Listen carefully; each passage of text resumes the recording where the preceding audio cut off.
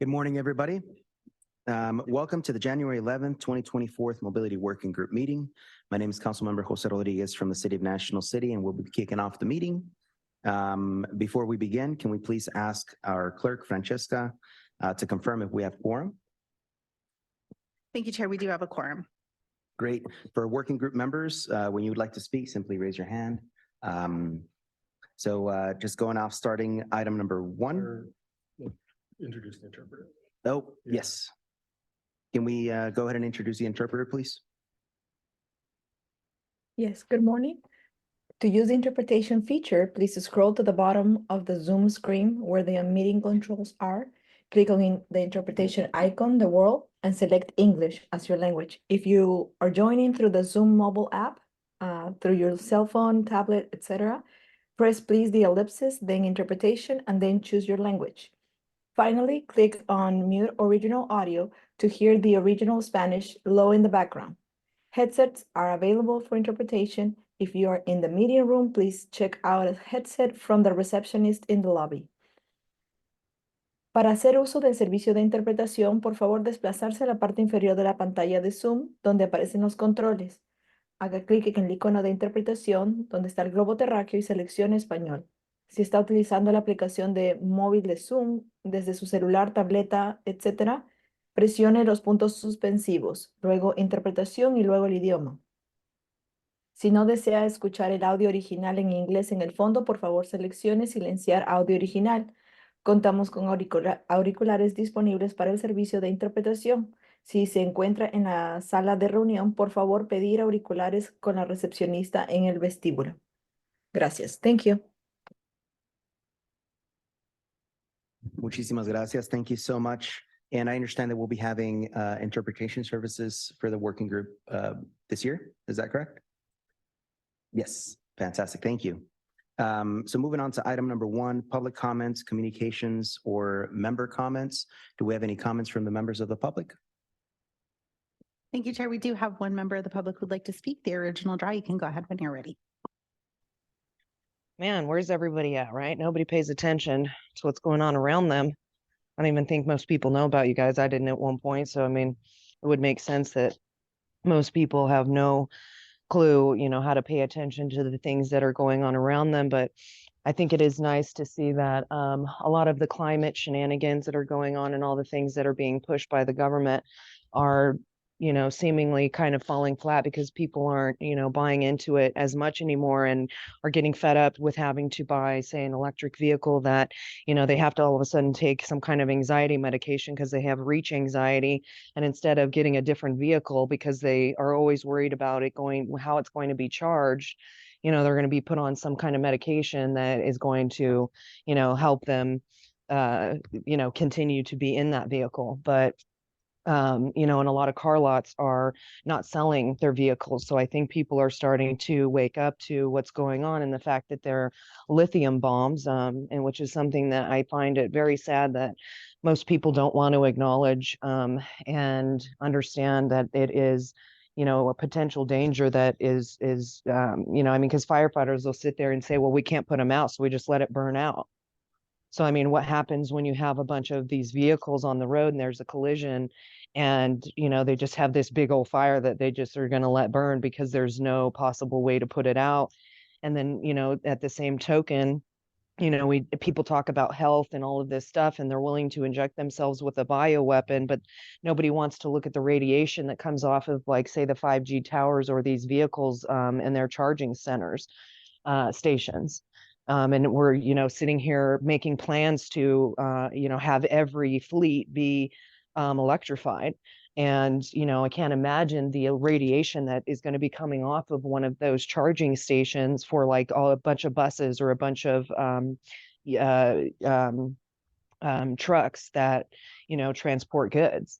And, it's just very sad that we can be in a place where even, like I was saying, the 5G towers are putting all those where the kids are. And if you look at the effects of that and what was going on with COVID-19 at the time, everywhere there was an outbreak, there had been 5G towers put in. And so I just would hope that in this new year, as you're going to, deal with the mobility of the county and and the plans that are, that you have to come forward, that you're really going to do your due diligence and look at all of the potential hazards that you are, pushing that will affect the lives of the people. And, I say that sincerely because it sounds, kind of off the wall, but I encourage you to look into the radiation from the 5G or the lithium bombs or, the charging stations and all of that, and see if that's something that you think that is healthy and smart. Chair, that concludes the public comments on this item.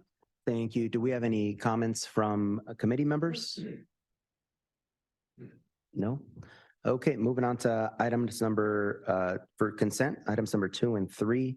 I would like to note that there's plenty of good information in today's meeting, a lot of good presentations. So we will be moving the public comment section to 1 minute.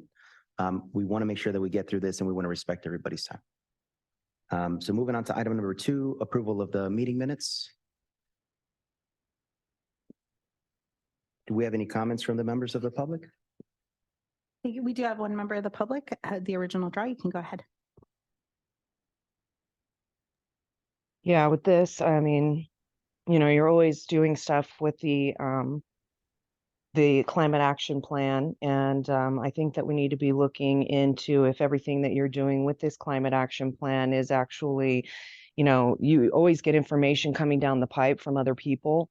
So I would encourage you guys to do your own research and look into stuff so that you can see if what you're pushing is actually something that you should be doing and that you fully believe in it. Because when we get information from outside of our own, ability to go collect it ourselves, it leaves us, susceptible to getting a bunch of propaganda and things that aren't truthful. But when we can look for ourselves and take the driver's seat in that, it can help guide you in the truth. And I think that the truth is the most important thing. And if you need to cure and correct what you're doing, then you should be willing to do that, even if it's something that you don't want to believe is actually the case. But it would be smart to look yourselves. That concludes the public comments. Thank you. Any comments or questions from committee members on item number 2? Can I have a motion to approve item number 2?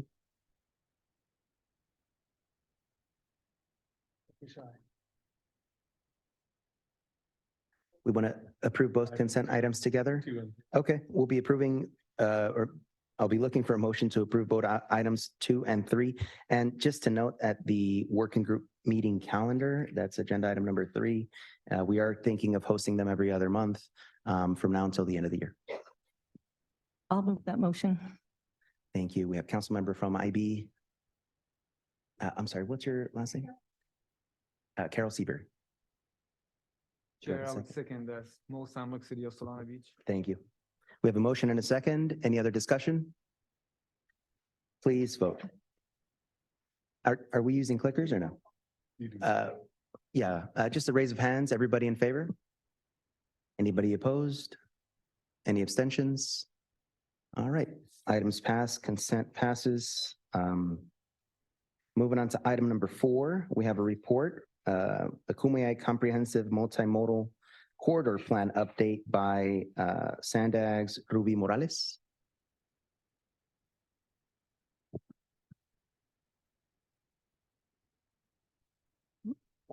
Hi, everyone. Good morning. Thank you for including us in your meeting today.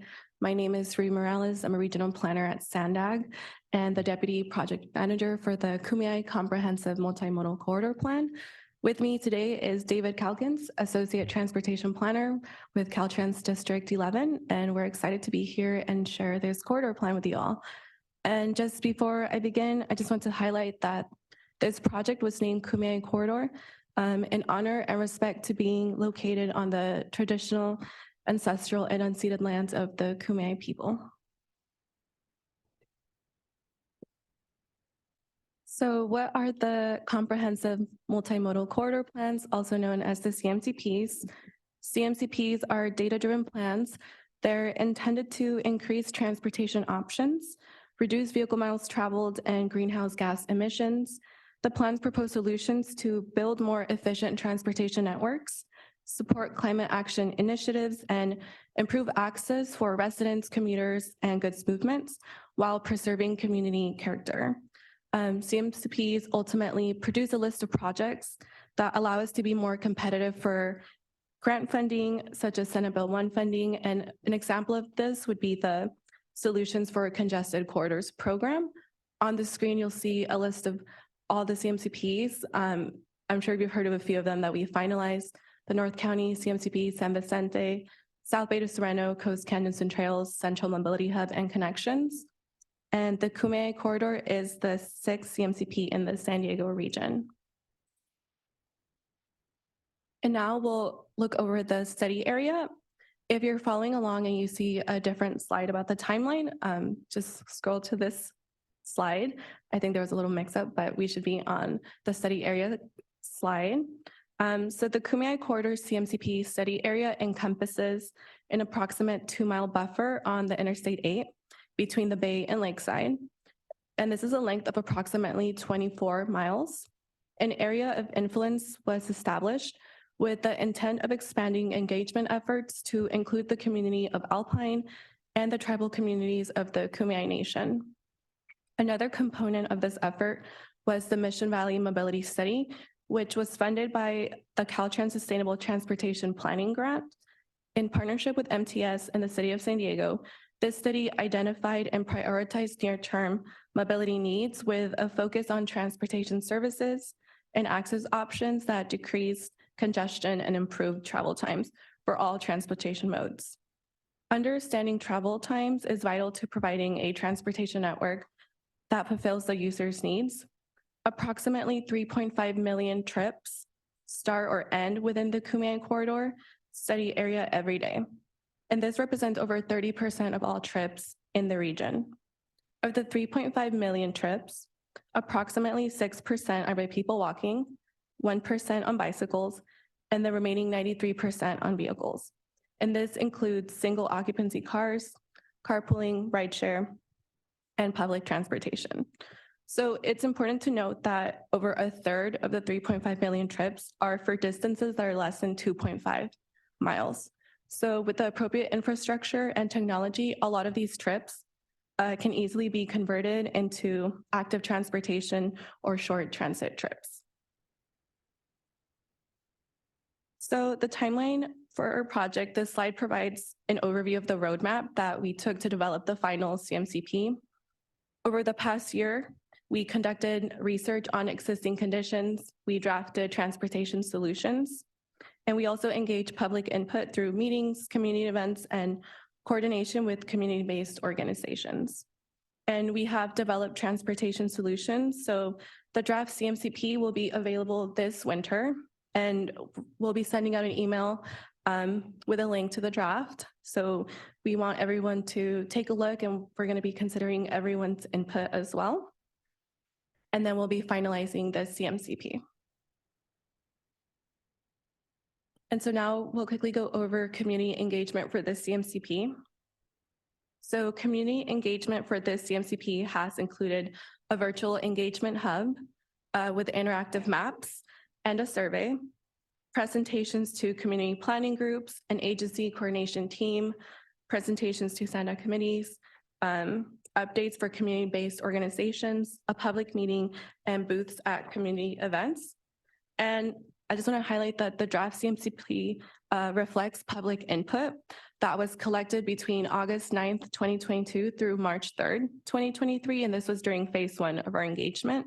Some highlights of this engagement in terms of participation: we received around 686 map comments, 519 survey responses, and we made a total of 16 presentations to regional working groups, committee stakeholders, community-based organizations, and community planning groups. And we also held 1 virtual public workshop and 2 pop-up events. And so the picture on the slide is an example of a pop-up event we had. If you see the map in the center, that is the Kumeyaay Corridor. There's some stickies on it, and that's a way that we collected input as well. And now I'll turn it over to David to go over the different transportation solution strategy highlights and the different categories that of solutions that we're proposing. Thank you, Ruby. So the draft CMCP offers hundreds of transportation solutions, and today we're going to highlight a few examples by topic to give you a sense of the types of solutions that are proposed. So the draft CMCP, as Ruby mentioned, is scheduled for release this winter, and that will contain a lot more information on these as well. So the first category is active transportation, and active transportation intends to provide a network of safe and comfortable bicycle and pedestrian facilities. Next, we have transit, mobility hubs, and flexible fleets. And this includes recommendations such as new rail lines, additional tracks to support express rail service, and refined rapid bus routes, sorry. And also mobility hubs are included in this, and those will help to improve connections to and from transit, as well as flexible fleets, which are the mobility devices, amenities, and services that help to increase transit access. The next category is highway, roadway, and goods movement. And this includes recommendations such as managed lanes, as well as interchange treatments. And then last, we have NextOS, technology and infrastructure. And this category, NextOS compiles transportation information into a centralized system or data hub. And this is used to monitor and adjust to conditions in real time. And then finally, we have climate resilience strategies included as well. And you can see that at the bottom there. It's kind of an overarching category of solutions. And this includes things such as shade structures, tree canopies, and cool pavements in response to heat, vegetation management for wildfires, and also stormwater infrastructure upgrades, green and permeable surfaces, and rainfall or flood sensors to address flooding. So we'll now step through some examples from each of the transportation solution strategy categories in more detail.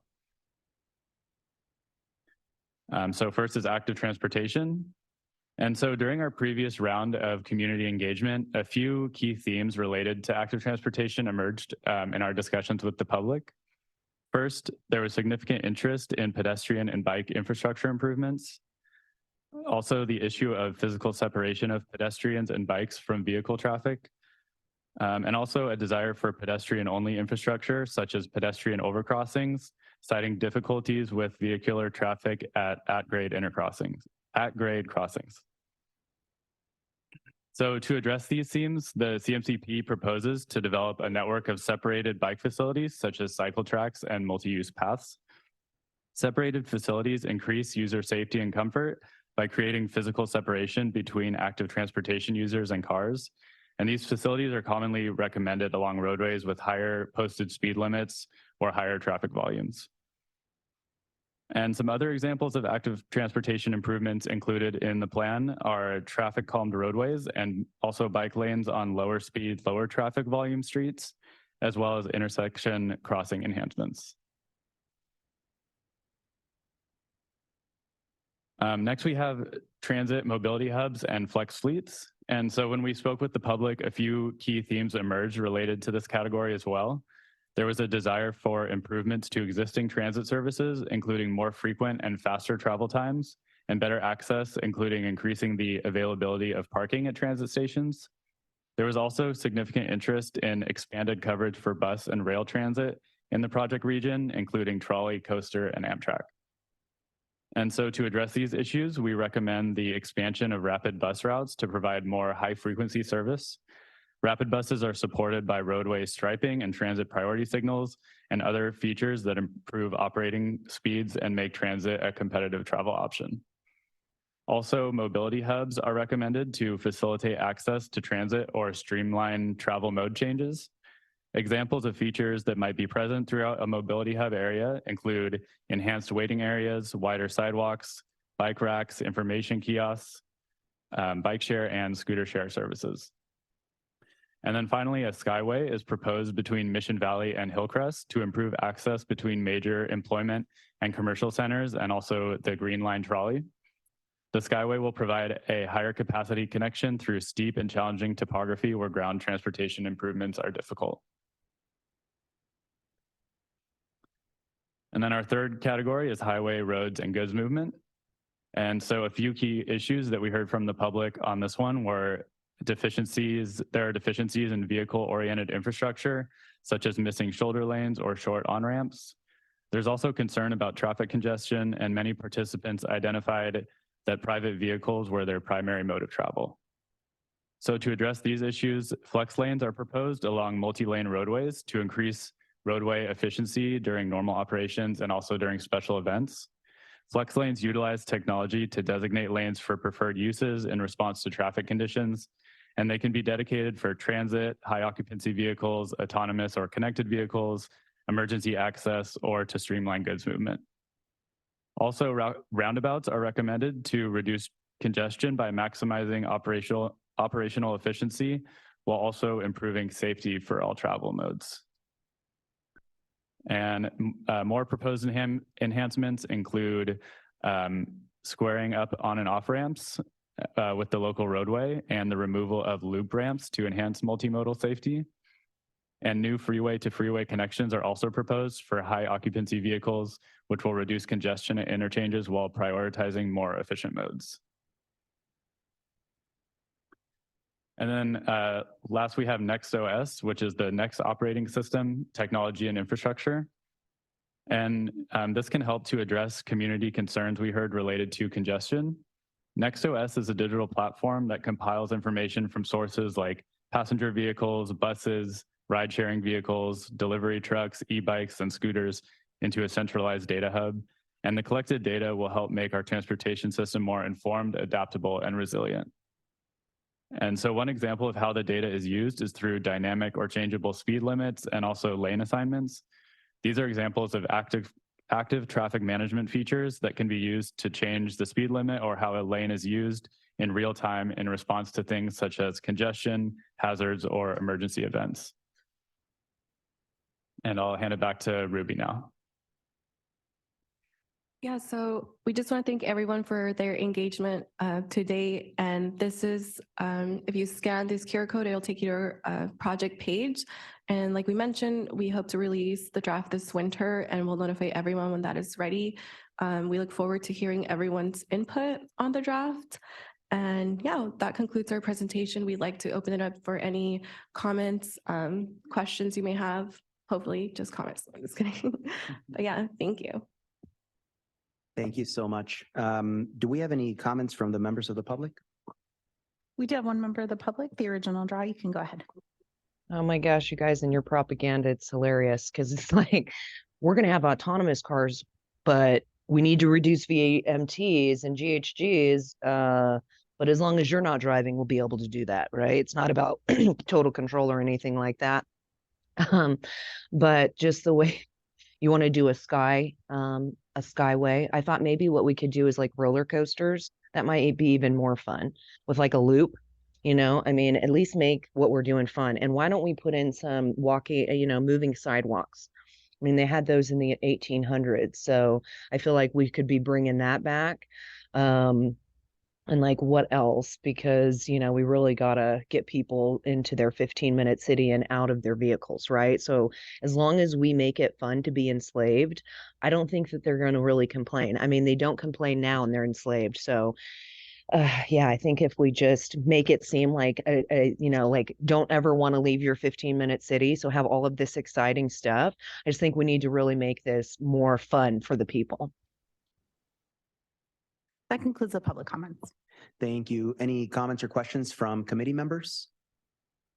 Yes. Good morning, everybody. Alyssa Muto, City of San Diego. Thank you so much for all of your hard work on this corridor. Representing it as Kumeyaay is really important too, so thank you for that reflection. One of the questions I had towards the end on the flex lanes and the dynamic signage, can you talk a little bit about the safety manuals have shown that putting the directional information now on the street versus on signage. up above is safer for drivers. It's more in their view, line of sight. Are there other techniques that you're looking at related to connected vehicles and transmitting that information directly into the car as opposed to just the overhead sign? Can you talk just a little bit more about that innovation?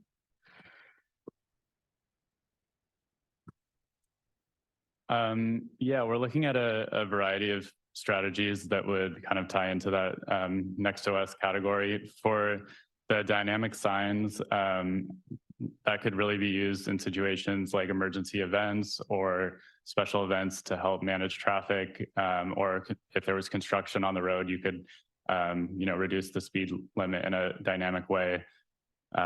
So that's kind of how that would work. But in terms of how it would actually be implemented, these are very early proposals, and they have to go through be studied and go through the project development process and everything. So how it would actually be implemented would be determined further down the road. Yeah, I'll just echo what David said. So the list of transportation projects that we're proposing, they're high-level concepts, but each of them would have to have additional feasibility studies to really consider how they'd be implemented. But that's a great input, and we have note takers today that are taking in the notes that any comments or questions that we receive. So we'll definitely note those down as well. Maybe that could be a future RFI that we can put out to industry to get some creative ideas. Definitely. Thank you for your question and comment. Thank you. Yes, Mr. Samak. Thank you, Chair. Mo Samak, City of Solana Beach. Thank you for the presentation. It was excellent, and also want to applaud you for your efforts. I'm just curious to know a little bit more about your collaboration with other agencies. I'm happy that Caltrans is involved. Obviously, this is in the city of San Diego, and also the fact that we are hitting on public transportation. I was just wondering how you're reaching out to MTS, for example, and City of San Diego. What I'm hoping to hear is that we shouldn't really wait until the draft coming out before we reach out to those people and get their comments. Maybe engage with them early on so we know about their plans, what are their goals are, so that we are not working in vacuum. Yeah, definitely. So at the beginning of the project, we put together an agency and coordination team, and we also have a public participation strategy. So the agency coordination team, we look at stakeholders that are going to be part of our project. So that includes the city, that also includes MTS. So we meet and we collaborate. When we propose these solutions or project ideas, we're meeting with the city, we're meeting with MTS as well. If we're proposing increased service for MTS, right, we want to make sure that they're on board, and they can tell us, that's something we can do, that may be something they can't do. But at every level of our project, we're either collaborating with our agency stakeholders or the public as well. So I think it's like a two-part effort. We have our stakeholders, city, MTS. If there's a project with the airport, we'd be working with like airport agencies as well. So we want to make sure that we're always collaborating with the correct agencies. And then on the public side, we want to make sure that the communities where we're proposing these projects, we're also reaching out to them for their input as well. So we are definitely always collaborating. At the beginning of the project, we take a look at the existing conditions as well of a community. We look at what other communities are already proposing, what they already have in their community plans as well. We don't want to, negate what other communities want as well. So we want to make sure that what we're proposing is in line with what other communities' plans already have. So, we're all, I think, working for the same collective good of our communities and city. But so yeah, I hope that answered your question. Thank you. Yeah. Yeah, Mo, thank you so much for that question. I should have mentioned this when I spoke before, but the SANDAG staff has done a fantastic job of bringing in our transportation engineers, both the long range planners and our managers in the Department of Transportation to talk through what the components of the plan will be, to fold in our community plan updates. One of the things I'm really excited to see about the CMCPs is it's not just the freeway corridor, but it's the parallel corridors of the jurisdictions adjacent, and to see some of those active transportation ideas realized in a regional plan that will help us to better connect our cities with our regional infrastructure has really been something I think successful, and they've been good listeners and collaborators. Well, I'm very glad to hear that. I was hoping to hear it.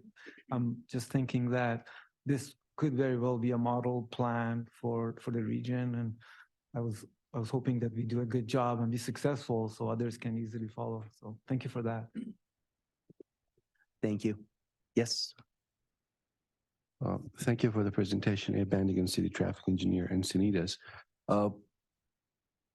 Two quick questions. One is, can you elaborate a little bit on how this study or studies like these are initiated at SANDAG? Like, how did we come up with this corridor and the planning and the study underlying foundation of this? And then the second piece is, how far would it go? Like, at which point will you pass it to City of San Diego, to their engineering team to start? You mentioned this is concept level. Obviously, it has to be feasibility studied, analyzed, designed. Like, how far would SANDAG go? And is there any support later on to local jurisdictions for them being able to basically implement these? Yeah, so the board of directors for SANDAG actually voted for the implementation of initially 11 corridor plans. So if we go back to the map of CMCPs, these were initially voted on, I want to say in 2012, could have been 2018. So this was board voted on, and they approved to start these corridor plans that you see on the map. And then in terms of what happens next after these CMCPs are done, so a lot of the transportation projects that are put forth by these plans could potentially be funded. And we have funding at the federal level, the state level. There's also grants that we can apply to. And that's for any of the projects. So there's some grants that specifically require CMCPs in order to apply. An example of leveraging a CMCP in order to apply for funding would be the North County CMCP. So the North County CMCP was leveraged to fund the Barranquillos Lagoon project. So that was used to fund that type of project. CMCPs, in theory, would be updated every good amount of years. So let's say every 5 years, right? Because there's changing projects happening all over different jurisdictions. So once CMCPs are finalized, they could be leveraged for either federal funding, state funding, or grant funding, any of the projects listed in the CMCPs. And then that's not to say that they wouldn't require additional feasibility studies, they still would. But in theory, we do CMCPs so we can have access to funding at all levels that I mentioned previously. Thank you. Any additional questions, comments? Sorry, one more. All right, Mr. Samak. I'm going to be mindful of time. Thank you. Obviously. Can you also explain how we're going to deal with those gaps? Obviously, there are plenty of plans. There's probably a workload to do. I'm sensitive to that, but there are also some gaps in there that I'd like to at least hear some explanation for that. And is there any plan for future to include those gaps? I guess, could you just elaborate on the gap? What areas on that? Oh, okay. Yeah. So I think this is, I would say, up to the board to, maybe, the CMCPs, the first that we did, which are the ones on the map, have been successful in obtaining grant funding. And so they might, the board might decide, the CMCPs were a good idea. Let's, have 10 more. So I would say that might be up to the board to decide how successful we've been with CMCPs. And you're right, there are some connectivity, but I think the hope with choosing these 11 is that they focus on some of the major corridors and state routes or highways in the region. Thank you. Any additional questions or comments? I would also just like to reiterate the thoughtfulness of SANDAG staff to always reach out to community and doing community-based surveys. So thank you so much for continuing to do that. And although this particular project doesn't cover South Bay or National City, which is obviously my home city, I do appreciate these kind of comprehensive approaches when it comes to additional development and additional transit. And one thing that I have continuously mentioned, and I'm glad that it is now kind of at the forefront, is tree canopies every time we talk about these hubs that we're creating and generating. So as I walk around the city, in National City, it's something that people just notice, right? They're waiting for bus stops and it's really hot outside. And so thank you so much for including that into future plans. Very much appreciated. Any additional comments? No? All right, so this is just a informational item. Thank you so much. Moving on to item number 5. We will hear from SANDAG's Senior Planner, Brian Lane, and Regional Planner, Ashley Wiley, on the Transit Fare Discount Study. All right, thank you, Councilmember, Chair. Get our PowerPoint going. So just want to provide an update to the working group on our study that we're doing. We're currently, as part of the last regional plan, we identified that fare discounts would be a big part of how we could help reduce VMT and get more riders and address equitability issues. So the 2021 regional plan, we included funding to provide some sorts of discounts to transit riders in the future. I think it started in 2030 and moved up to the end of the regional plan. We didn't have any specifics in the plan. I think we just threw a high level 50% off all fares, and that's how the model took it into consideration and did that, and that maybe would help move the needle. But as part of that, a lot of questions were asked, specifically, what kind of transit fare discounts would you do if we were to get the funding? And so for the next regional plan, we would like you to address this, go out to the public, try and find out exactly what we would like. And then for the 2025 regional plan that we're working on today, we could maybe put in more specifics and more details into that. So we started this transit fare discount program study last fall to kind of get to this question and answers and help provide some answers to the regional plan in the coming months. Our goal when we do transit fare discounts are multiple things. You know, we want to try and help people get where they need and want to go.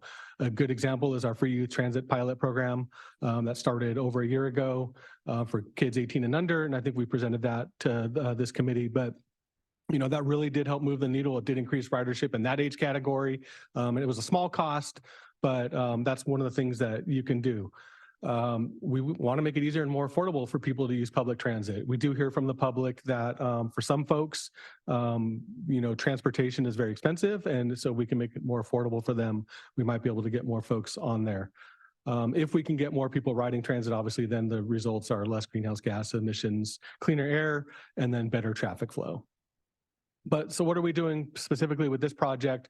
Working with our consultants and our partners at MTS and NCTD, we're researching what would encourage people to use transit more. And it's not always just the fares, and we'll talk about that in a couple of slides, Ashley will get to. But you know, obviously we could increase the number of trips that the buses take. We can make them faster.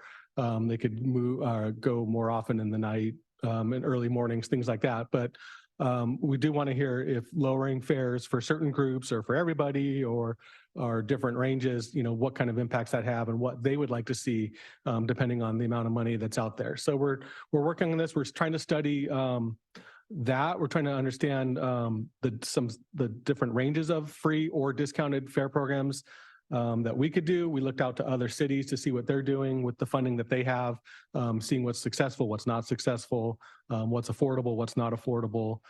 So we did that. And then we really went out to the public. We had a survey that actually closed last week. We were going to present to you guys a couple months ago and put the survey, but I think we still got the survey link out to you. So hopefully your community members were able to get into it, but we did receive so far over, I think, 1,400 surveys. 2,000. Now it's up to 2,000 surveys from the public. So that's been great. But we are still finalizing some other public outreach on this. So on the next slide, and in a couple minutes, Ashley's going to jump into a Mentimeter exercise. It's going to pop up on your iPad. So if you're not using your iPad, go ahead and get it ready. You can just do it straight on the iPad, or you can do the Mentimeter through your phone, but our production folks have made it easy to pull it up on your iPad in a minute. Some potential fare discount programs. Obviously, you know, keeping the free youth transit program for 18 and under would be one that's on the table.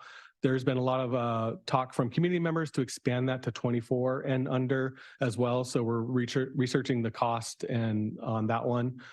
Free or discounted passes for low income people. And there's, you know, different ranges of low income that we're going to possibly consider, you know, either 200% poverty level, 100% poverty level, to see what kind of impact that has on the cost and the ridership.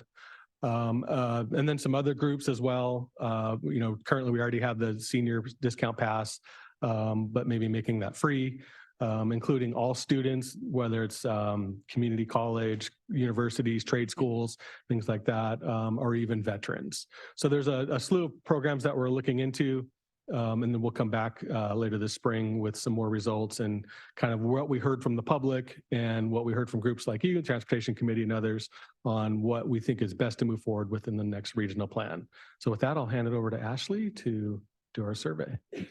All right, so we're gonna, if you guys can flip to the iPads right now, we're gonna do our first Mentimeter question. The link should come up on the iPad, but you will still have to enter in the Mentimeter code on the screen.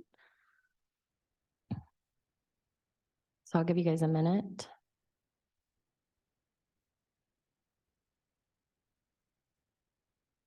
So click the tab on the top right where it says enter the code. That opens up the Mentimeter. It should at least.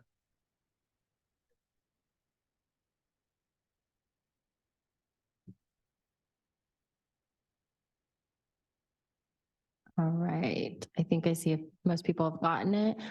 So this first question is just going to be asking you guys about the free or discounted fare program. So if you guys can just rank 1 through 6, what you think would be most beneficial to your guys' community. And we have those same programs listed as Brian just mentioned, you know, the youth 18 and under, 25 and under, the groups, as well as low income.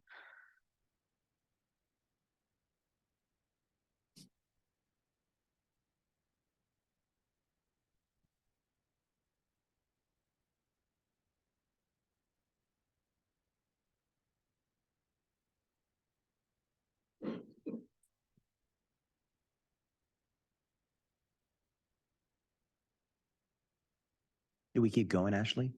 No, so we're actually going to go back to my PowerPoint and then we'll come back to the second question. So if you guys already finished that one, just wait a second for everyone else to get their answers in.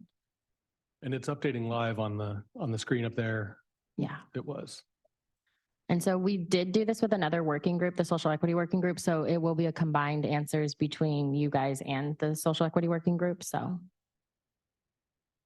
Oh, can we get the live feedback on the screen, please? Thank you.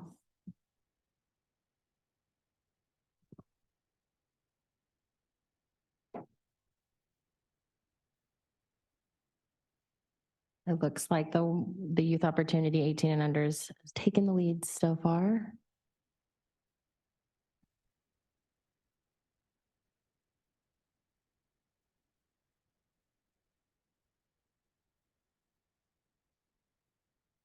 Do we have a few people still working on it? Are we? What? Yeah, just number 1. Thank you. All right. Oh. So one of the things as I'm doing this, I'm aware of UCSD has that bundled into their student tuition. San Diego State's been exploring this. For maybe a refined survey in the future, understanding what other entities are subsidizing already and putting money to where those subsidies don't exist. Because I think also like our homeless population gets it. Veterans might get something through the VA. I would just like to know a little bit more nuance to use that money more efficiently, and thinking about the next question too, just for future, because I think there's a little bit more detail here missing that we could, that would better inform the survey. Yeah, this is kind of a high level survey. It was out to the public and on paper, and then they could take it online as well. There's only so much we could put on that with all the nuances. We're definitely studying that and getting really deep into the weeds on that, especially with the universities, and UC San Diego's already asking the question, like, but even right now, today, the 18 and under includes some university students. And so there's a few students there at the school kind of mad that they're paying for the free fare and also could have gotten a free fare. So it's the nuances, but we're definitely in the weeds in that study. Great. I would really be interested in understanding and learning about that too for the city of San Diego. Thank you. All right, we're going to go ahead and flip back to the PowerPoint, and we'll go ahead and look at those trade-offs that Brian mentioned earlier.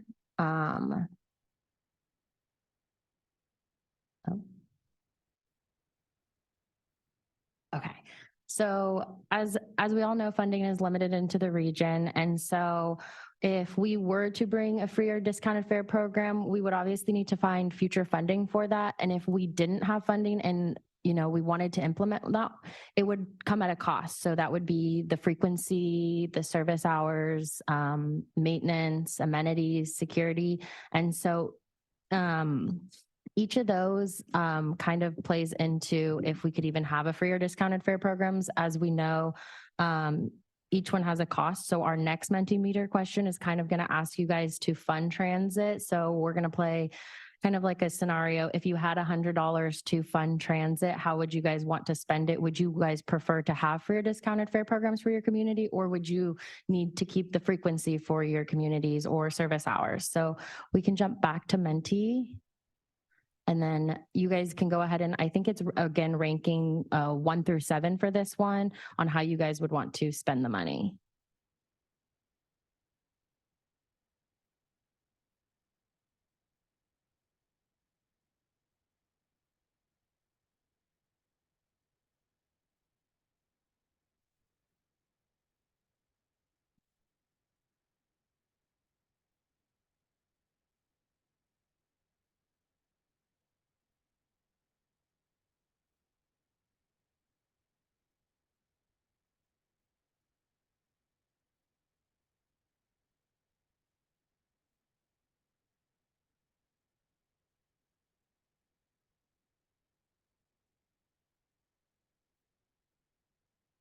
I think the results we're seeing now is really common with what we're hearing from the public as well. If money wasn't growing on trees, they'd really want to see the money spent towards keeping transit coming more frequently. That's one of the most important things that the public says.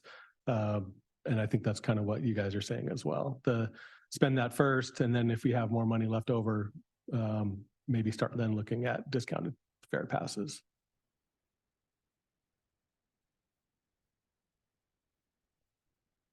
Probably good. All right, we can flip back to the PowerPoint, please. And thank you guys for the feedback on both those questions. We will be taking this and putting it into our report as well with the other outreach that we did. And so a little update on our outreach. We did partner with a lot of the community-based organizations around the region, and we went to different pop-ups in the communities as well as different transit centers. And we had about 600 touch points with the community for this project and about a little less than a month of public outreach. And then as Brian mentioned, we also did a survey for this, and I just calculated this morning, it's about 2,000 responses, still more to come as we got a few more paper surveys in that we're still uploading. And it was available in 7 different languages. So we were able to reach a wide range in the community. And then our next step, so as mentioned, we've been working with both MTS and NCTD to understand their costs, operations, and how fare programs would impact each of their agencies and the feasibility of if these fare programs and policies would actually be able to be implemented. And so this, we just wrapped up our public outreach and our research. We're still finishing that up.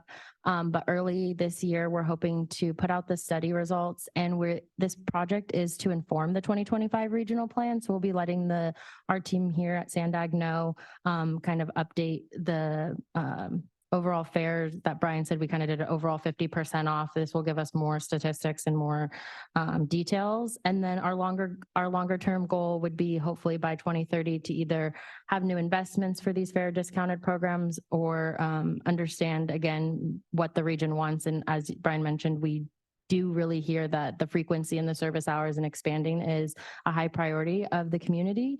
And then with that, I'm happy to answer any questions. Thank you all so much. Do we have any questions from members of the public? Thank you, Chair. We do. The original draw, you can go ahead. My gosh, you guys have a 2030 plan too. That's crazy. Just like the United Nations, right? Oh my gosh. So I was thinking it's like, if we need everybody to be using this kind of transit, there's billions of dollars in the county, and, you know, they just print money all the time anyway. So not the county, but I mean, who knows? They may as well.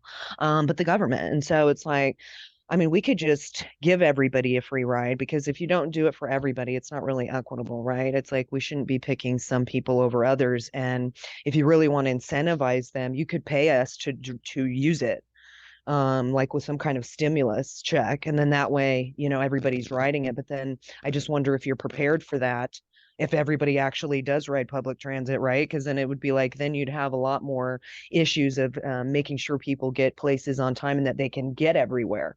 So maybe by 2030, the people will be in their 15-minute city. And then you won't even have, like, it probably will just be free anyway, because we're going to be getting, you know, basic income just given to us, and so like universal basic income. So it'll be good. That concludes the public comments. Thank you. Do we have any comments from committee members? Questions? Yes, Mr. May. Thank you, Mr. Chair. Minji May, City of CNT. I saw, you know, the goals for the project, you know, increasing ridership, you know, taking care of the low-income communities. So those are very good goals. And sorry, I definitely agree with that. But it seemed to me there may be one missing piece, which is the financial impact. Because San Diego, actually, from the transit point of view, you know, financial point of view, San Diego actually has one of the best fare box recovery rate in the nation. I'm not sure you're probably aware of that. At least the numbers I've seen comparing to some other cities like LA, like New York, which has actually much higher ridership, transit ridership than San Diego. But to my surprise, when I first saw this information, their fare box recovery rate actually is much lower than San Diego. San Diego was always in like at least in the last couple of decades, where when I watch it closely, was in the 30% range. Actually, one of the top in the country, seems to me. As I said, those two cities, their rate is much lower. So I think I like to, because at the bottom line is at the end, we had to be able to pay for it. And so that's sustainable, right, for the future. So I think that's something I always look at it, you know, I like to keep it that way, you know, it may be improving over time. So I think that'd be something I like to see in that as part of the project. Thank you. Yeah, and so we actually did a peer review as part of this, and in that we did compare a few of the other transit agencies around the country with both MTS and NCTD's fare box recovery. So that will be in the report as well. And we did notice that it was a lot higher than the cities that we were comparing to, which is why we were trying to understand if we did implement a fare policy program, if it would be feasible because of the high fare box recovery ratio. So that will be included in the report. Thank you. Any additional questions or comments? Yes. First, Katie Persons, NCTD. First, just wanted to thank SANDAG staff for taking on the effort to study and evaluate potential fare programs for the region, and in particular for hosting pop-up events at our transit centers. Just wanted to say briefly, NCTD serves a wide variety of populations, including those that could benefit from lower fares.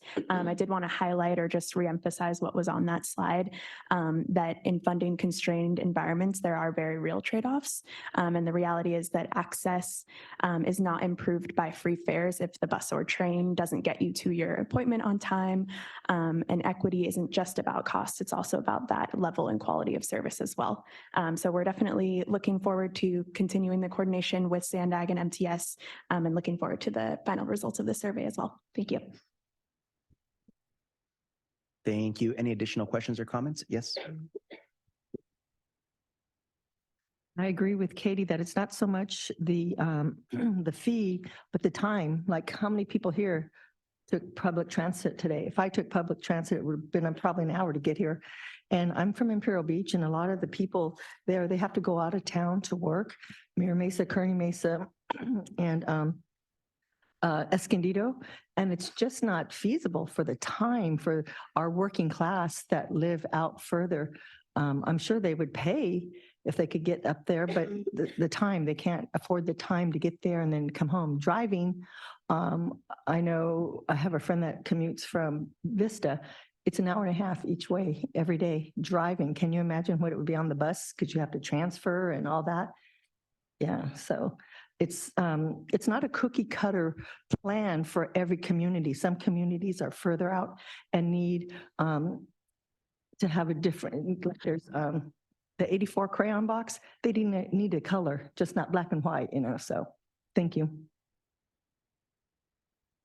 Thank you. Yes. Nathan Schmidt, City of Carlsbad. I'd just like to reiterate those comments as well. I guess when I was reviewing some of the survey questions, I think, especially about the one where you ask about the $100 to spend, I think the answers for that will vary significantly across the county. So I guess just a general comment is it would be good to see that data and how it changes throughout the county so we can kind of see, that would be a good indication for us as well to see what the needs are and how they vary throughout the county. Because as previously alluded to, the travel times often outweigh, you know, the competitive benefit that you get versus driving. So kind of identifying those transit areas with this kind of more geographic focused data that would help us pick up on those type of indicators. So just a general comment to consider. Thank you. And we did, on our survey, we did ask for zip codes, and so that we can have that in the report as well, noted on what was the preference per, you know, zip code area.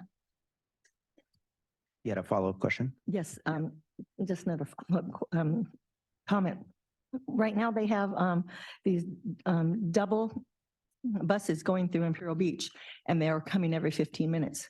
They're all empty. No one's coming on them. And sometimes they overlap and they stop in front of our pier. And so now there's 2 double buses empty. And so I've seen that the time for like every 15, 10 minutes, it's not, it doesn't work for Imperial Beach because, and I would think that anyone that was running a business and had empty buses, that the double empty buses, they would take that down to 1 single bus and less time as well if they're coming all day long. And most of them are, people are counting them to see how many are empty, and the majority of them are. Thank you so much. Yes. Hi, Tila with the City of Oceanside. It's kind of like a broad comment, but schools. There's, I know a lot of parents who there's no busings for the schools, and that's huge. So it draws, well, a lot of parents feel like, well, if I have to drop my child off, then I'm going to just keep driving on to work. Where I feel like some people could have that option to take public transit if they didn't have to worry about dropping their child off at various schools, because there's charter schools and people transferring interdistrict or different cities, or I know some kids going like 50 miles to another high school, you know, type of a thing for a private school. So I feel like if there's better transportation for the, you know, helping schools and their funding for busing, then that could also probably help with motivating parents being able to commute, to use public transportation to their work. So I know if like for me, I'm an example of that as well.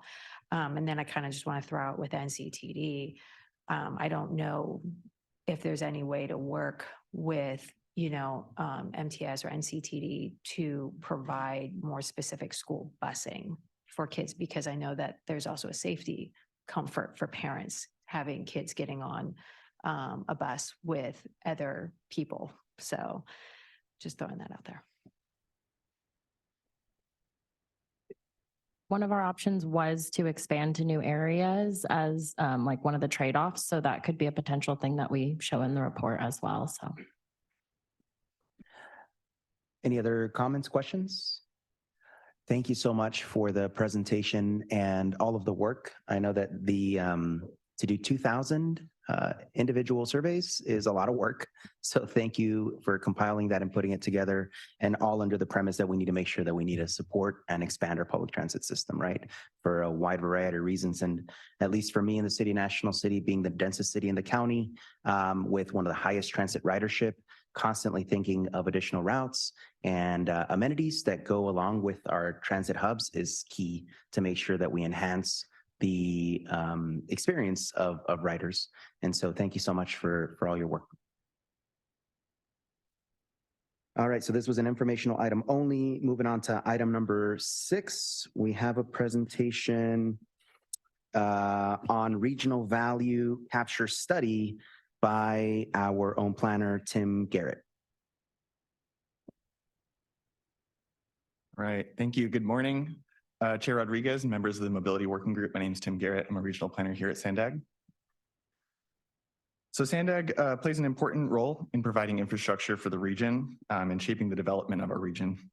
And so this brings many benefits, but what I want to talk to you today about is who receives those benefits and how we might be able to expand them. So I'll be talking about value capture, which is a set of techniques to increase how much the public benefits from public infrastructure investments. So this is a topic that SANDAG began exploring a few years ago, and we're continuing to explore applications and better understand how it can be used in the San Diego region. So this is information, it's hypothetical, but we really want it to be useful to you as local jurisdictions. So last year, SANDAG completed a regional value capture study as part of our housing acceleration program. So we wanted to look at what it would look like to leverage value capture and joint development, 2 topics I'll expand upon, in our region. Could it help us advance our regional housing goals? Could it help us build new infrastructure faster, accelerate some of the ways that we provide benefits for the region? And so would this help us implement the regional plan? But it's also something that SANDAG can't do on its own. This is, if we wanted to implement this on a regional scale, we would need the support of local jurisdictions. And so we're using this study to provide information and recommendations to you all. So value capture, let's start with that. It's a concept. It's a collection of different instruments that take advantage of increasing land values that are a result of infrastructure investments made by the public. So these instruments are powerful tools that can help with financing and accelerating delivery of infrastructure projects. And so to illustrate this concept, so let's imagine we've got a piece of vacant land in an urban area. It's not right next to any roads, doesn't have utility connections, it doesn't have access to jobs and other services. It's that piece of land, it's got potential, but it doesn't really have that much value right now. But as if we imagine a different piece of land, maybe it's a little bit better located. It's near roads, and maybe there's a new infrastructure project that's being planned. So SANDAG's working on a new transit project, for example. And at the end of this planning and construction process, when it opens up, maybe that other piece of land is going to be right next to a future station. So each step in the process as that project is being developed, it's adding a little bit more value to that piece of land. But it's important to note that, the owner of that land, they didn't really do anything inherently to, make that land more valuable. It's a result of public investment. SANDAG studying, the alignments, studying station areas. So that's a public investment that creates value for this landowner. And so if that project moves ahead, we don't really have an assurance that there's going to be a broad public benefit. It's, the greatest benefit is going to be for that landowner. And so value capture is a way to ensure that there's a broad public benefit because the government, which is responsible for making this investment, would recoup and get recompensated for some of that investment. And so it could provide benefits more broadly. And so it's a concept, but it can be implemented through several different instruments. So we've got several here on the screen that we reviewed as part of the study. Community Facilities District, Special Assessment District, and impact fees are ones that would impose an assessment on the property. Tax increment financing would redirect existing taxes, so it's not an additional one or additional assessment. And then joint development is a special case where there's development on publicly owned land. The other ones are applying a bit more to privately owned land. So as we conducted our value capture study, we looked at all the instruments which are applicable in California and could be implemented by local jurisdictions and transit agencies. And we identified the key stakeholders that would need to be involved in implementing them, as well as potential applications. And so to understand how these instruments could be used, we looked at some case studies, and I'll highlight one of them here. So this is the Salesforce Transit Center in San Francisco. And this is a really large project. It's two main phases, and the first stage has been completed at a cost of more than $2 billion, so really large scale. And so this one included the demolition of an old Transbay terminal, as well as the construction of a new transportation hub, bus terminal, rooftop park that you can see on top of that building, lots of office development and residential development, including the Salesforce Tower. And so this is a big project and it's ongoing. And so it's got a unique governance structure. They used a joint powers authority, which facilitated joint development on land that was publicly owned. They also used value capture by creating a community facilities district, a certain type of district that surrounds the transit center with borders that are flexible and it's incentive based. So if participating landowners want to be part of this, they can get a density bonus by participating, and then in return, they have to participate in this community facilities district. They assess themselves in order to pay for these improvements. And ultimately, there's tons of public investment that's invested here, and it creates a lot of value for these adjacent landowners. So the idea is to get the public and the private stakeholders on the same page and working together. So some takeaways from this case study is that you can combine different value capture and joint development approaches together in one large project. And it kind of depends on the particulars of the situation. But ultimately, if you've got stakeholders working together, you can have some really good outcomes. And so we learned a lot from these case studies. And so the next step was preparing screening tools that could be used by SANDAG and local jurisdictions to evaluate opportunities within our region. So we've got a screening tool that for value capture, and the next one is for joint development. And we're asking basic questions: is this project, is this area eligible for a value capture application? And if so, what type of instruments would be appropriate? And so we've got an Excel screening tool that can be used to evaluate these opportunities, and that's available on our website.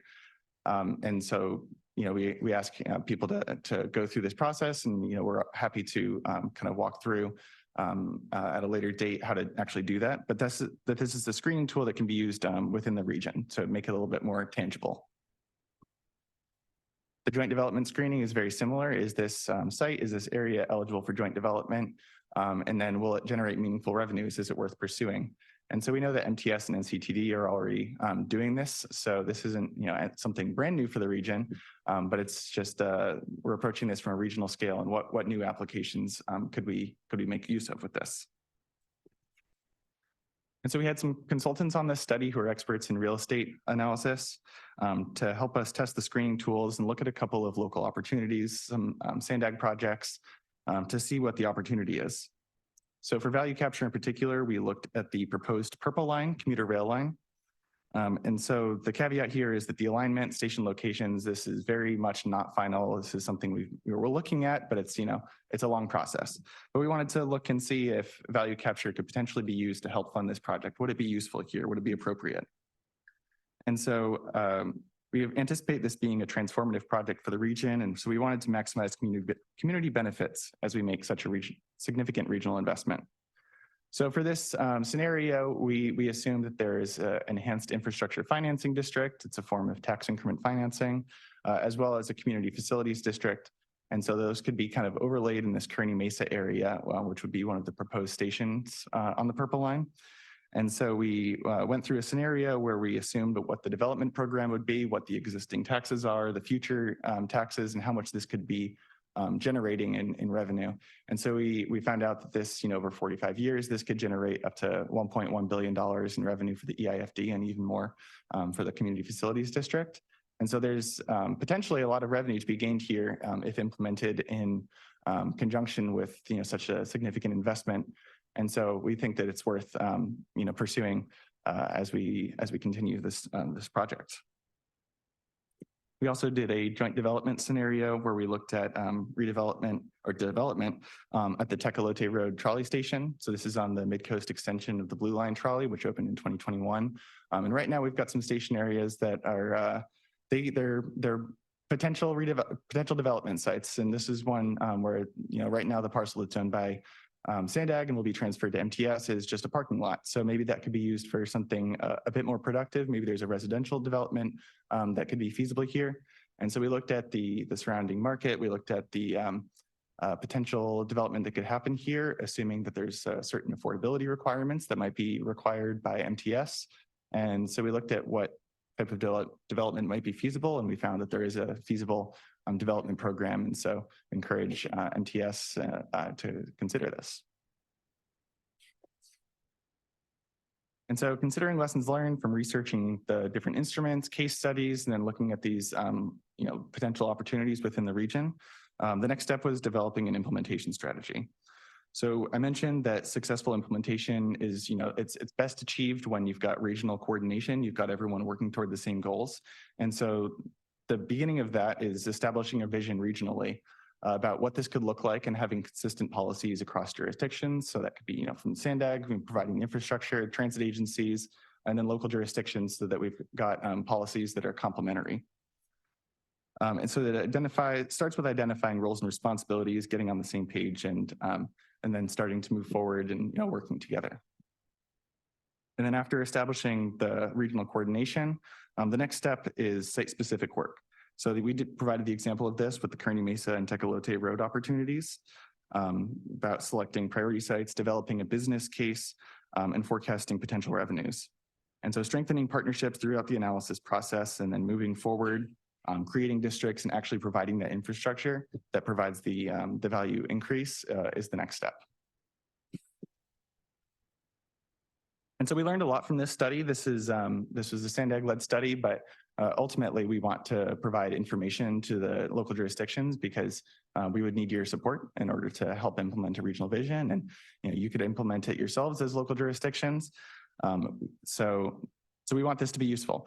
And so we're providing some information today. We'll be doing other presentations to other working groups and policy advisory committees. And we also plan to have a training session about how to use that screening tool that I mentioned. We've got the full report as well as a screening tool available for download on our website. And we're also going to be applying findings and recommendations to other SANDAG projects that we're working on, including the Blue Line Transit-Oriented Development Study, which you'll hear about next today, Purple Line Alternatives Analysis, and then some other projects that we have. And so with that, there we go. With that, thank you for your time. I welcome any feedback. Certainly hoping that this is one of many conversations. Feel free to reach out to me if you want to talk about this more. And like I said, we'll be following up when we have more information about that training session. So I'll turn it back to the chair. Thank you so much, Mr. Garrett. Do we have any questions from members of the public? We do the original draw. You can go ahead when you're ready. What a dystopian future that we have to look forward to. It's so scary. Oh my gosh. And the way you guys talk, take advantage of increasing land values. Like you want to, have basically do land grabs to take people out of being able to, everything is increasing right now. You're just going to increase the cost of somebody living in that area, even if they could potentially or not develop there, then you're going to put them and take their land so that you could do it.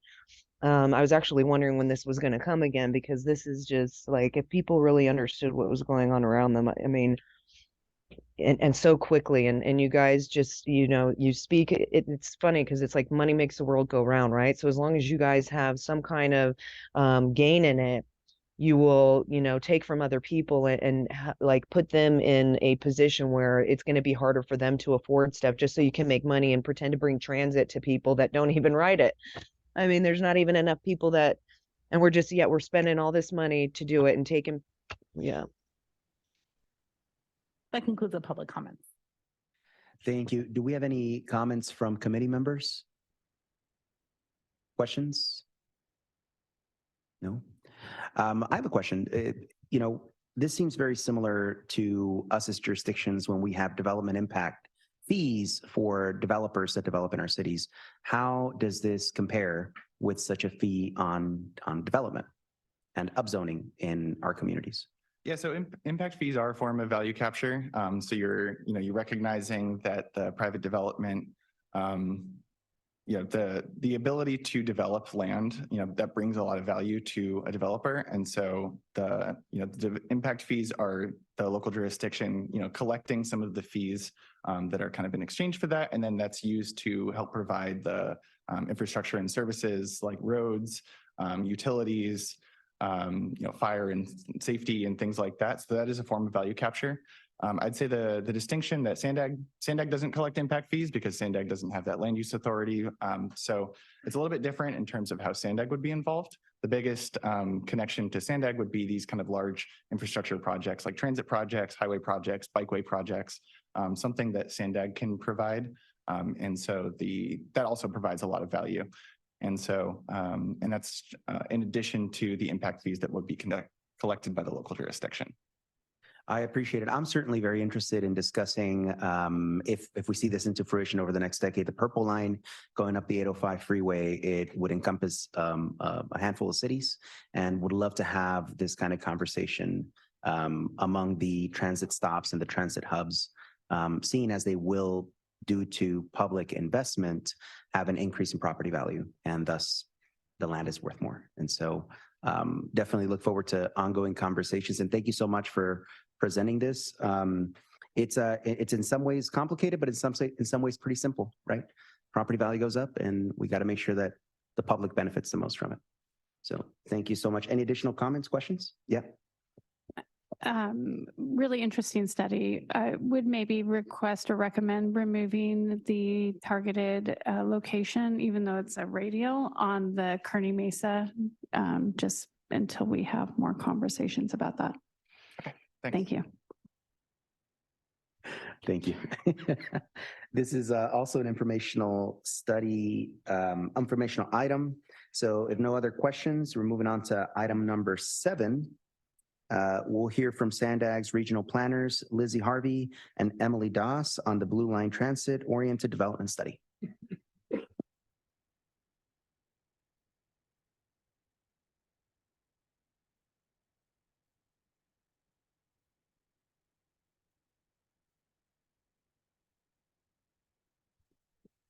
Hi, everyone. Thank you for having us today. My name is Lizzie Harvey, and I'm a regional planner on the Sustainable Communities team. And I'm Emily Doss. I'm a regional planner on SANDAG's mobility team.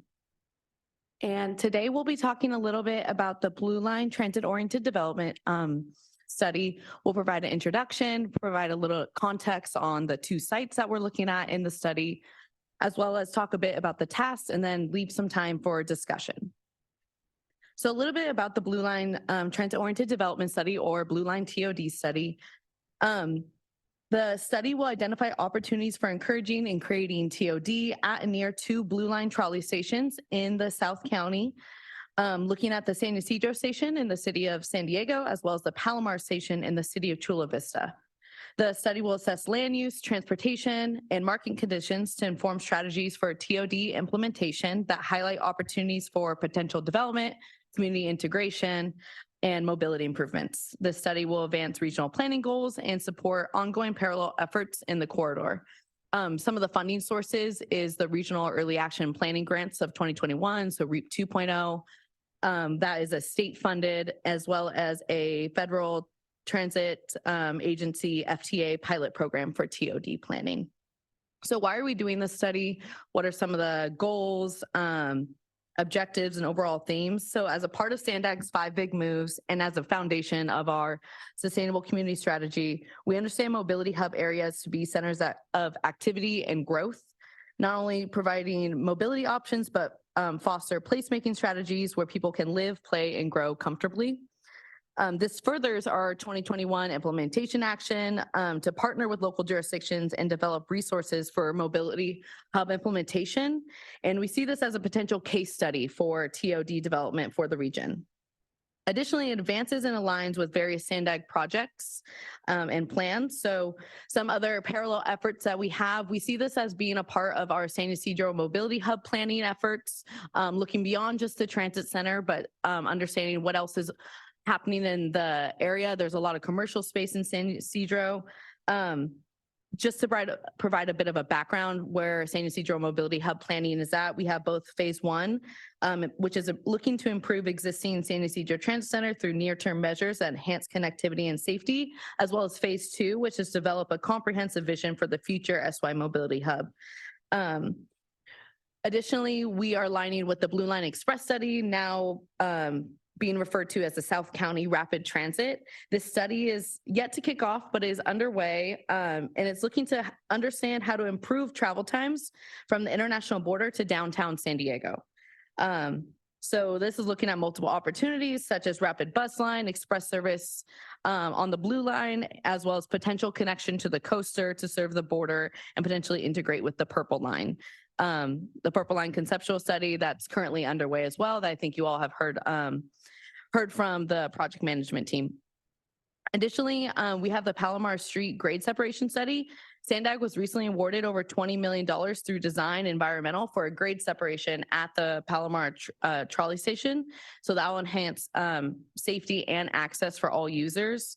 Additionally, SANDAG is planning a rapid bus route 625 from Palomar Station, passing through Chula Vista and National City to SDSU campus. So with all these various upcoming infrastructure investments, we want to ensure we're also planning for transit-oriented development equitably. And I will pass this to Emily to talk a little bit about the study areas. Thanks, Lizzie. So as Lizzie mentioned, the study is looking at Palomar Transit Station in Chula Vista and San Ysidro Station in San Diego along the southern portion of the Blue Line trolley. Both these sites are unique and different from one another, which serves a purpose and what type of recommendations will be laid out in the final reporting. We're wrapping up the existing conditions analysis for both these sites, and then rather than publishing a typical report, we created a data viewer and had a supplemental existing conditions technical memo and land use policy summary to go along with it.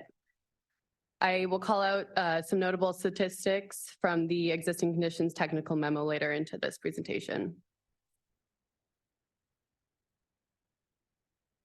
So the Palomar Station is in the southwest corner of the city of Chula Vista. I-8 runs north-south just to the west of the station, causing an access barrier for pedestrians and cyclists.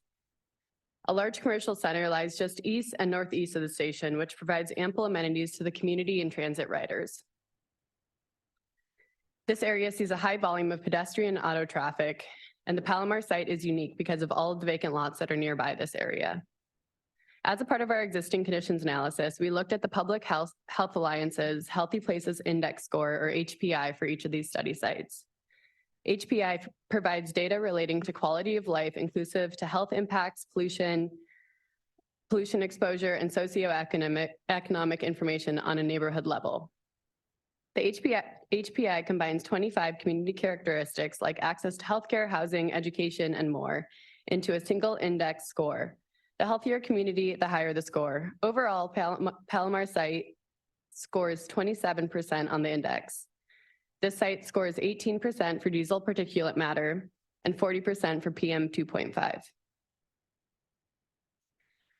The Blue Line trolley sees the highest ridership out of all the light rail lines in San Diego. This chart shows Blue Line trolley ridership from the January 2023 to May 2023 survey period. Palomar Station sees the third highest average ridership out of all the stations. On an average weekday, Palomar sees 10,600 daily boardings and alightings at the transit center, bus and trolleys included. Palomar Station is also located in Chula Vista's Palomar Gateway District. We know that there are varying uses from residential, commercial, and retail and vacant lots. In the nearby area, there are schools, parks, and open spaces.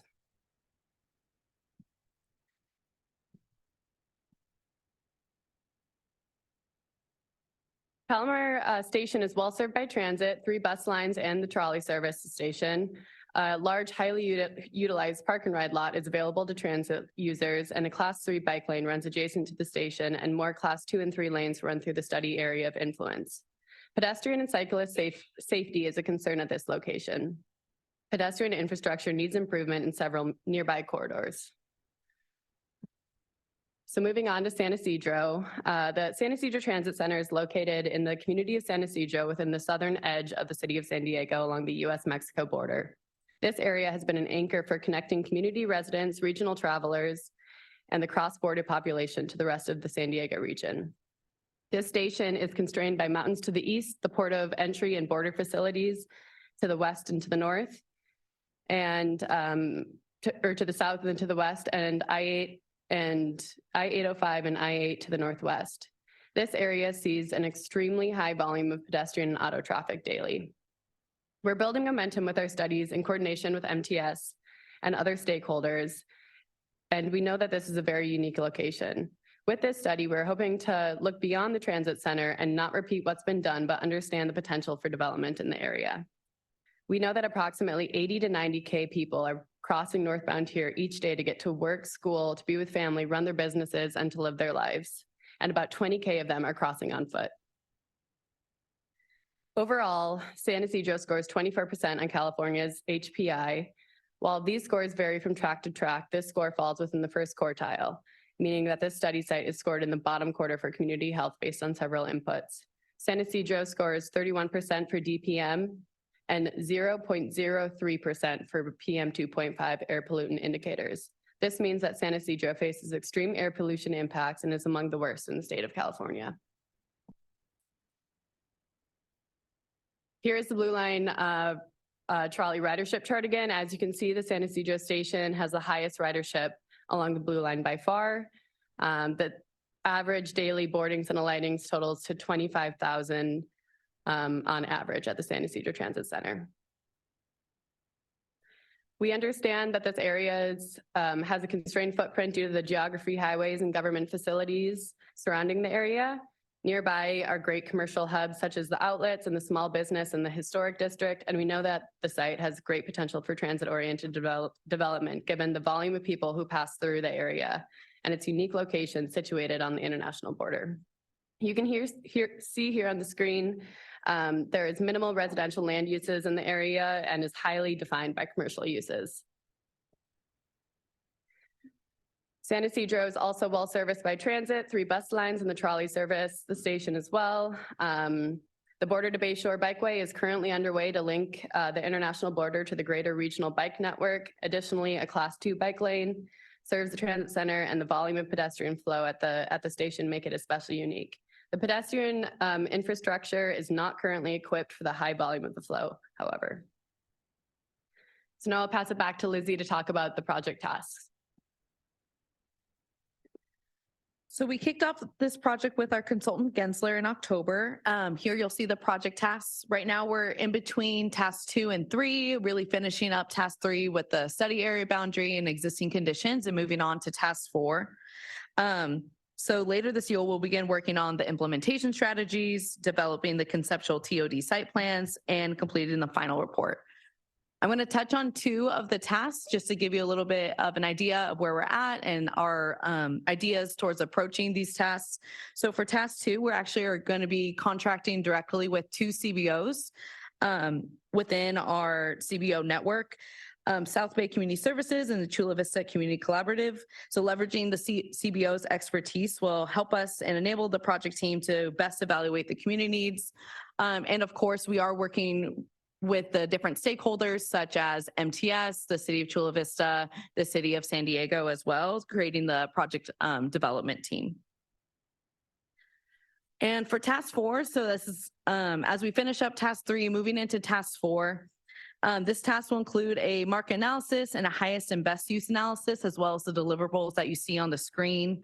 Our consultant Gensler has a pre-developed TOD opportunity site tool that includes evaluating quantitative and qualitative data that will rate bike access, inclusive to planned and existing bikeways, pedestrian access, including pedestrian experience and safety. We will be taking into account tree canopy, lighting, and other factors.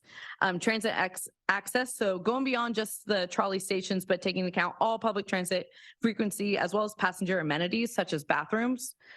Community resources and community health, as well as development potential, considering zoning, allowable density, and more. This index inputs are adjustable to best fit the needs of each study site and community, and this task will help identify parcels that are best suited for TOD within the study area.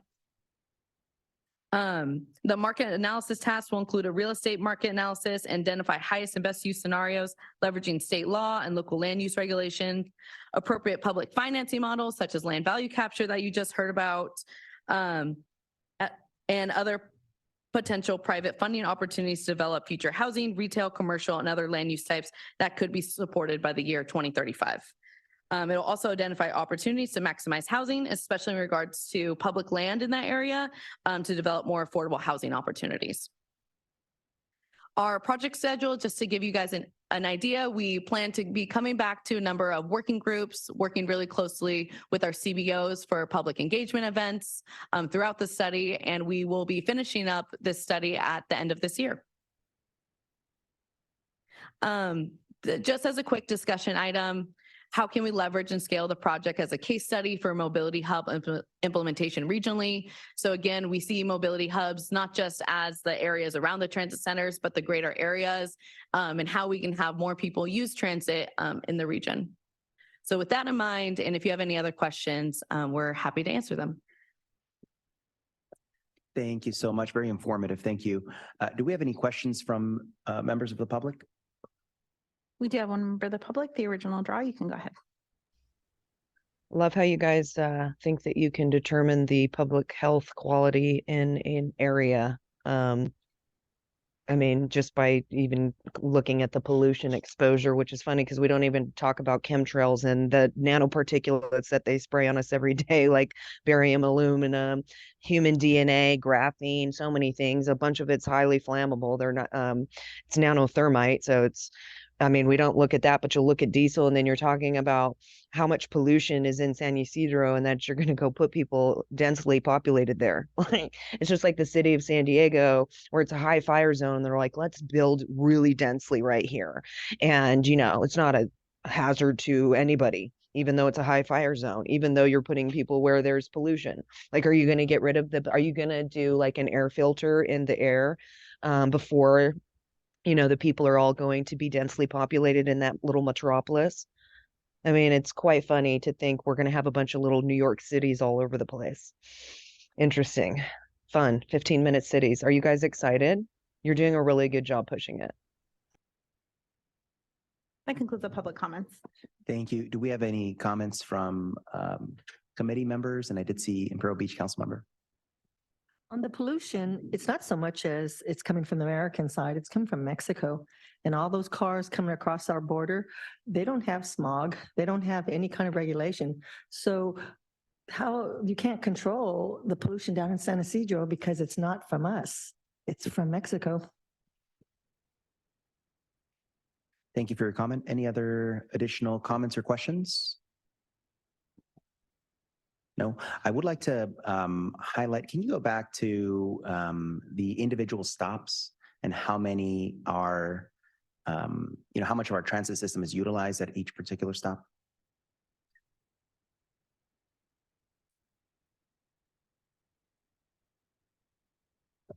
Long presentation.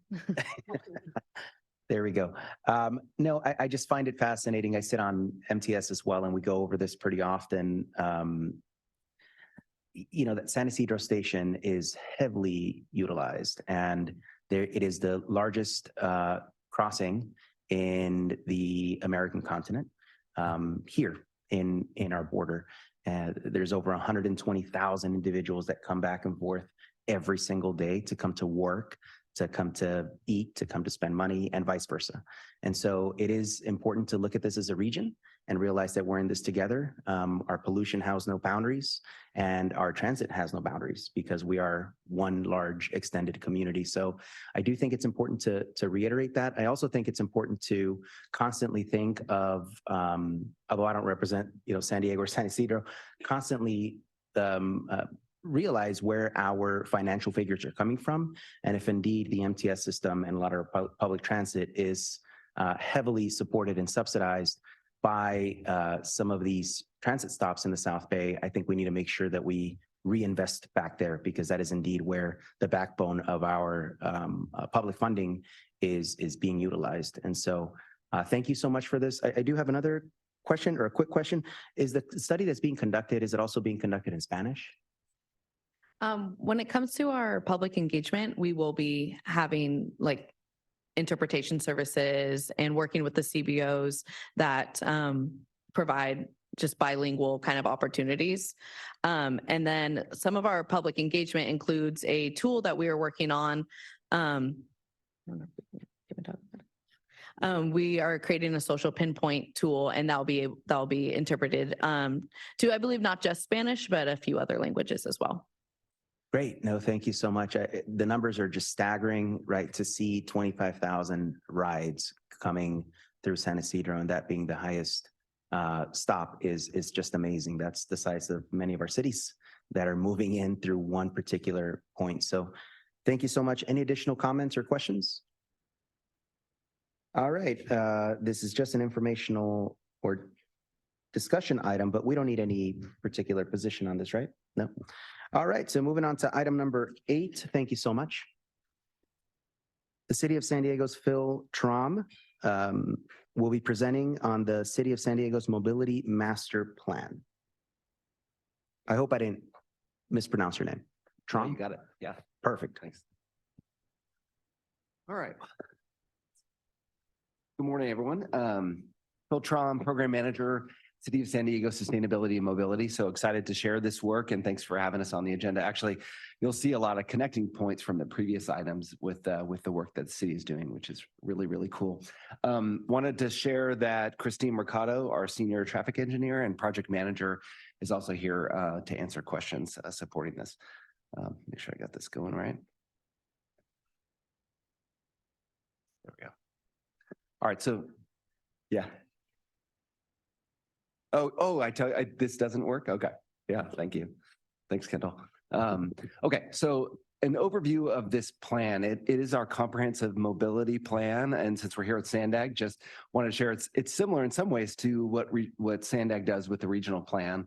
But we think it's really an interesting way to bring together all mobility thinking for the city in one place moving forward. But also to really emphasize that it's looking to develop a balanced, equitable, and sustainable mobility system for the city, looking at investments, and we'll highlight this a little bit in the presentation, where the needs are greatest now, promoting Vision Zero and safety work, as well as the Climate Action Plan. And actually, this is an action from our 2022 Climate Action Plan that was adopted. On the right side of the screen, you see this sort of drill down into what's in the plan. So we're stemming off of the goals and objectives from the blueprint work and general plan, including mobility programs, which is an area we're really, really excited about. And I know there's some of that in the SANDAG plan, but we have quite a bit of discussion and a whole chapter on that. Prioritized lists of projects, and I'll explain what that means, and a framework for implementation and funding for this, as well as monitoring moving forward. Next slide, Ken. So other cities are doing this work, actually highlighting Nathan's work at City of Carlsbad. We have a screen grab there. So the Carlsbad has done this work as well in terms of comprehensive mobility planning, also across the country, really, in progressive medium to large size cities as well. So Austin, Boston, Chicago, a couple of other covers on there. So we're in good company with this kind of work, and really since the point of time that we're developing this, we're bringing a lot of best practices nationally into our work. Next slide.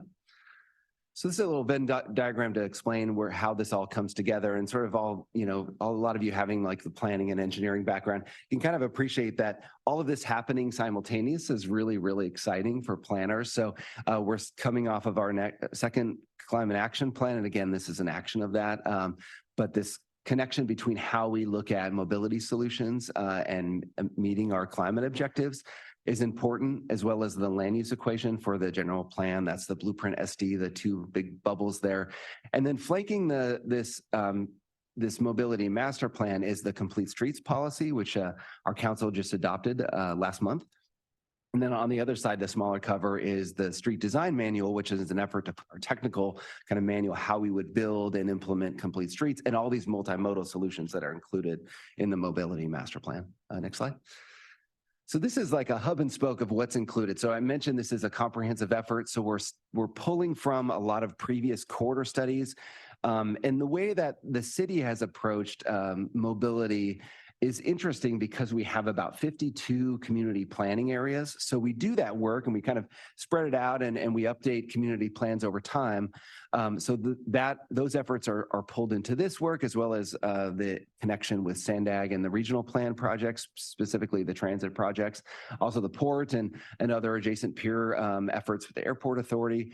And then our other modal plans, like we have a pedestrian master plan, a bike master plan. So we're really pulling, that's what this means to be a comprehensive plan, pulling that all together. And next slide. And this is the whole array of other solutions, right? So we're looking at all the modes and communities, but also innovative technologies, how we manage our parking infrastructure and curb, as well as transit operations, and then looking at safety, equity, and sustainability metrics along the way. Next slide.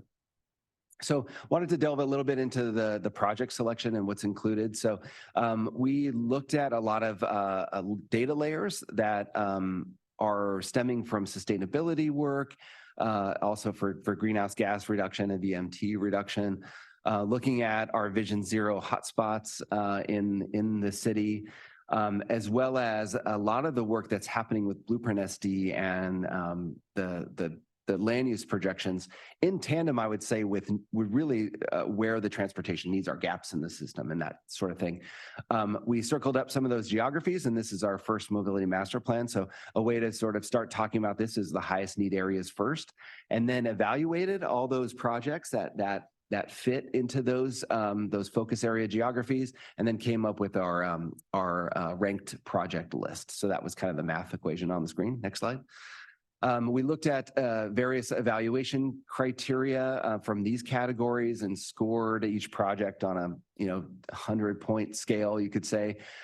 There's a little notation there on 814. So that's our policy of how we include programming evaluation criteria elements. So we've been doing that all along, but in terms of having a comprehensive lens on projects, we don't have that until this plan. And so we wanted to make sure those are interwoven where we consider programming elements, but also other sort of higher end of the funnel, you could say, needs of the transportation system, like filling gaps in the system and cost effectiveness.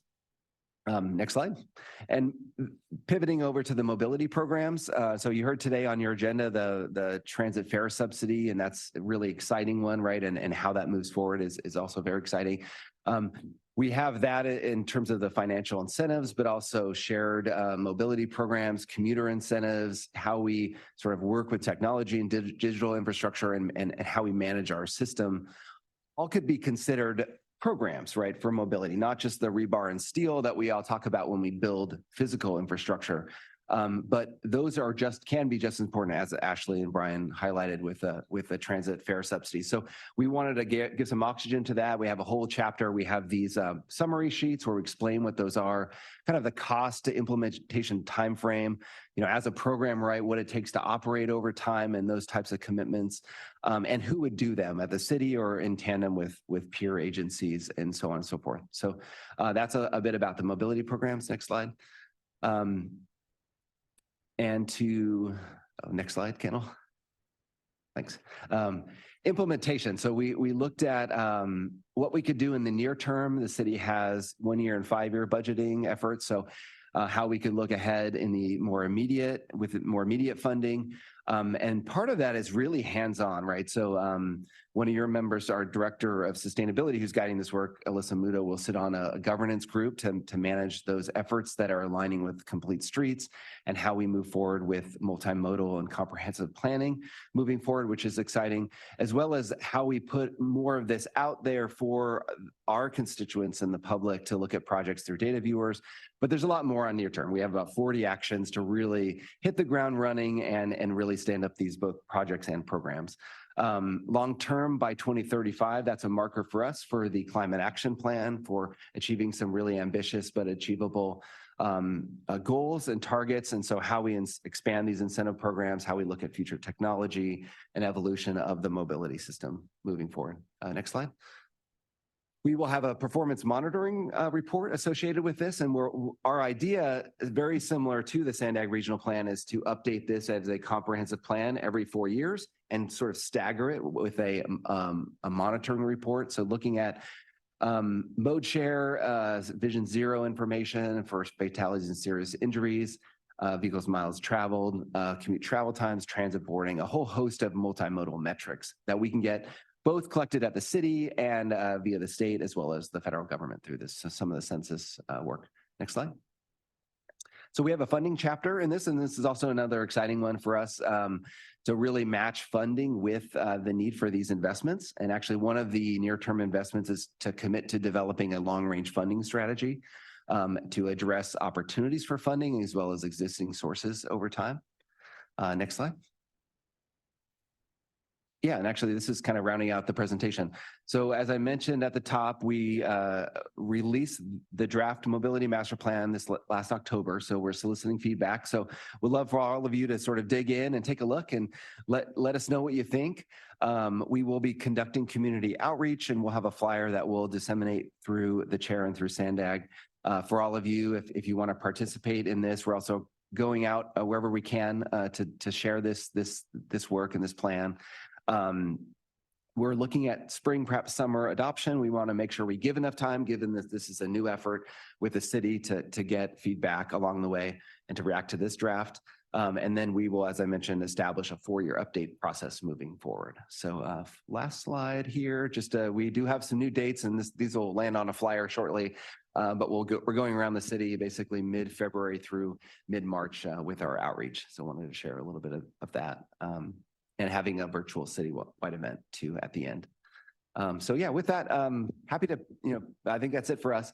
Pass it back to the chair, and I'd love to answer any questions you have. And just as a sort of advertisement, please reach out to our team and Christine with any questions you have even after today. Thank you so much. Do we have any questions from members of the public? Thank you, Chair. We do have 2 comments from the public. Karina Contreras, you can go ahead when you're ready, and then Karina will be followed by the original draw.